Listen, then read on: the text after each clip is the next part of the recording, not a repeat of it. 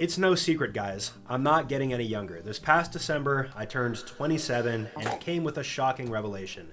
I am past my mid-20s. I'm through the better half of my 20s, in fact. I'm closer to 33 than I am to 20 years old, which is a little bit depressing, but I've got a lot of things to look forward to, like an improved credit score. That's really about it. That's all I can think of. Everything else just withers away and dies, and your joints start hurting, from what I can tell. But that's my own perspective. Let's see if people on Reddit think differently, and let's peruse the askmenover30 Reddit forum, shall we? Let's see what we have to look forward to. Here we are. As you guys can see, this is primarily text, so hopefully you guys aren't too brain rotted. You'll be able to pay attention to this, you know what I mean? I will also be skipping through some of these because is a low salary worth it for happiness? That one is obviously yes. If it's not too low, of course. Why does it seem like so many people I know are getting divorced in their late 30s to early 40s? What is it about that age and point in a marriage that things go wrong and cause divorce? Pre-firing this myself, this is my own guess. This is typically the age where your children are around like 6, 7. Usually this is where there's going to be a lot of stress and pressure on the relationship. And I think some people rush to get married and they find out that they're just not as compatible when it comes to raising another human. That would be my guess. Around 40, you hit a this is my one life moment, feel more stable and less afraid to start over, and the things you've been ignoring, especially intimacy, resentment, become impossible to unsee. Carl Jung once said, life really does begin at 40. Up until then, you're just doing research. While I do see how a lot of people might think like this, for me personally, I don't think I'm going to relate. I have known what my trajectory was going to be for a very long time. I'm following that very strictly, and I just don't really see a massive paradigm shift, a massive worldview shift within my next 13 years, but we will see, of course. Man over 30, top 1% commenter. This guy is a professional Redditor on here. The 3 things couples fight about most: kids, money, and sex. I could definitely see that being the case.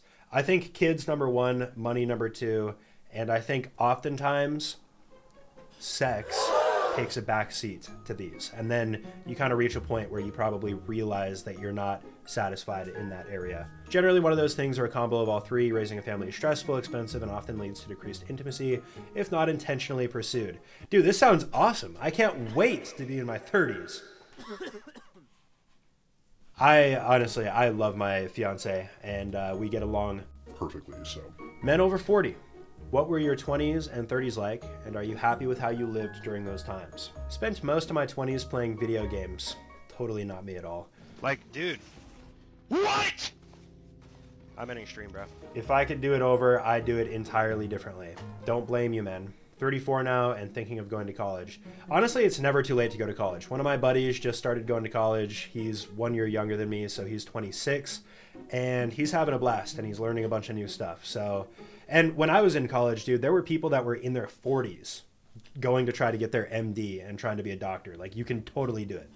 Married the wrong gal, 20s and 30s were spent in a bad relationship. That sucks. Divorcing her and dealing co-parenting, divorcing from a woman that was determined to punish me for daring to stop putting up with her.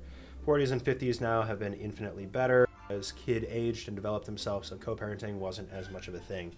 Yeah, I think if you end up with the wrong person, which is why I think everybody should be selective, you end up with the wrong person, you are going to lose a lot of your time. And time is very precious. As you get older, you will realize that. I know that I'm still young in the grand scheme of things, but this is something that I knew for a very long time. Like, even in high school, when people were stating that they wanted to grow up and stuff, I was always enjoying my time. Regardless. I have literally never once spoke to my dad or any male friends or associates about towels. However, I have to have several micro conversations about towels with my wife every single day, and if I visit my parents, I have to again suffer these micro conversations with my mom. What the is going on? First off, if this is like the biggest complaint that you have going on in your life right now, you are blessed, bro. Like, this was obviously such a big problem that you came on Reddit to complain about it. I know that this is like the area for Ask Men Over 30 and that we're all kind of, you know, millennial vibe. We're chilling and stuff like that. But, dude, if this is like your one gripe, you're doing pretty freaking well, my dude. I'm just going to be honest with you. I think the main thing is, if I'm going to try to break this down and do a little prediction here, not to be an armchair psychologist, Usually you're supposed to know where the towels go. There's very specific areas that they go. For instance, my fiance is very like set and organized. And if something is off with the organization that's on the account of me, then I make sure that I fix it, or she lets me know to fix it. So that's probably why. I don't know, man. That's just such an interesting thing to be upset about. Have you kept your DVD collection? If so, why or why not? I've got a DVD collection and I still have it, dude, and I'm in my 20s, so. I think that you should keep it because as we move more towards like subscription-based everything, you never know if you're not going to be able to like watch a show that you have. Always keep your hard copies of everything. I know that that's a big conversation as well in the gaming space right now. Keep your hard copies and don't subscribe to shit that you don't need to subscribe to. Yes, I've kept all of my physical media collections. I never drank the streaming service Kool-Aid because you don't own anything that way. Dude, am I secretly a 30-year-old man or a 40-year-old man? Holy cow. Anyone else have a perimenopausal wife and teen daughter? Holy mother frickin' shit. Nick A30 here, guys. Lord help me, I have gradually become more even-keeled and at peace with myself from 30-ish till now 48, but I live in an emotional hellscape.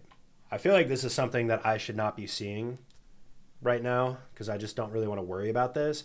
Push through, it's hard, but if she's willing to talk and work together, you'll come out better off when it's done.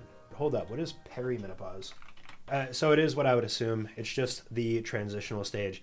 Yeah, when these hormonal changes are taking place, it has got to feel miserable. Being in puberty, but on steroids. Because I remember when I was in puberty in the midst of that, dude, I was angry all the time. Super huge mood swings. I feel for that. Does male friendship after 30 become forwarding memes on Instagram? Shit, dude, this is what it's like with my friends now.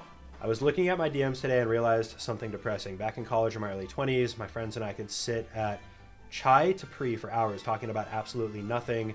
We knew everything about each other's lives. Now looking at my interaction with those same best friends, it's just a wall of Instagram reels. I send a funny reel, he reacts with laughing face. He sends a reel 2 days later, I react with fire. That's it, that's the entire relationship. Let's see if I can pre-fire some of the responses here.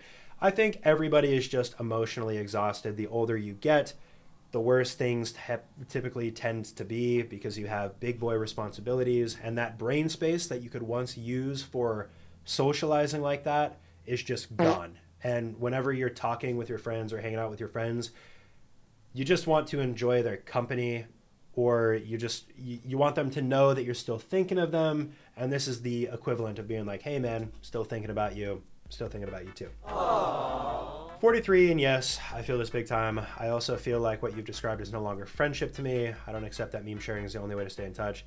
I don't think it's a way to stay in touch at all. To me, it's signaling that the friendship is dead. I disagree, but to each their own. What's friendship to me? That's what I've been working to discover. Friendship is intentional. I'm deciding I want to spend time reaching out to a friend and understanding what is new with their life, sharing their adventures, knowing them as human. Friendship has reciprocity. I'm no longer settling for friends where I'm the only one making plans, or I'm only invited when it's convenient for them. I spend my energy where it is shared. Currently very actively learning how to make friends the way I want and create the social circle that actually makes me feel seen, heard, supported, and that I can provide the same for other guys. I'm just starting that journey, and it has a much better destination than entertaining real shares. Cheers. Yes, doing IRL plans is great. I think that, yeah, if your only form of communication is through sending memes, that's not great. Dude, from what I've learned so far, this sounds, 30s and 40s sounds infinitely more depressing than the 20s, which you already lose a shitload of friends in your 20s. Your circle is going to shrink, dude. Especially, I mean, I think for me, it probably has shrank even worse than a lot of people because I do social media for my job. Why you gotta be so cute? I don't have the opportunity to go out and meet new people. I have a gym in my garage as well. I don't go to the gym. That used to be the only way that I got any social activity at all. Now, dude, I just sit and house rot the entire time unless I'm going on a trip. If you want, you can cut that out. Yeah, I don't know if that's really necessary to leave in there. Help! How do you handle mattresses while traveling? I'm new to this over 30 thing. I'm healthy, I exercise, I stretch, but wow, I've stayed in some hotels and the mattresses kicked my ass. Well, my back. LOL. Is there anything I can do to prevent this pain? Granted, the hotels haven't been the most expensive, high-quality places. Low-key, sleep on the ground. Sleeping on the ground is much more healthy than sleeping on a mattress. It will be uncomfortable, but once you get used to it, it's fantastic. You'll have the best sleeps. Stay at better places. I stay at Hilton properties at least once a month and never have this issue. I think it really just depends on your preference. Are you more a soft or firm bed? I've slept in a lot of hotels in my day, and I've had a lot of really bad sleeps. Just got to get some coffee in the morning and get going. Do I want to click on this? Okay. I'm going to trust that was blurred by Geo. Maybe it's not. I don't know. But I'm going to cap it at that because I don't want to get any further down and spoil some of the fun surprises that I have for me as I age and inevitably run into these problems myself. If you guys learned anything from this, let me know in the comment section below. If anybody that's over 30 is watching this, which I would be quite surprised if that were the case, let me know some advice because I am right around the corner of that, dude. I got 3 good years in my 20s. I'm going to live those in the healthiest way possible as I transition into my 30s. My goal is to look younger at 30 than right now. So, yeah, appreciate you guys watching this video. I'll catch you guys in the next one. Peace out.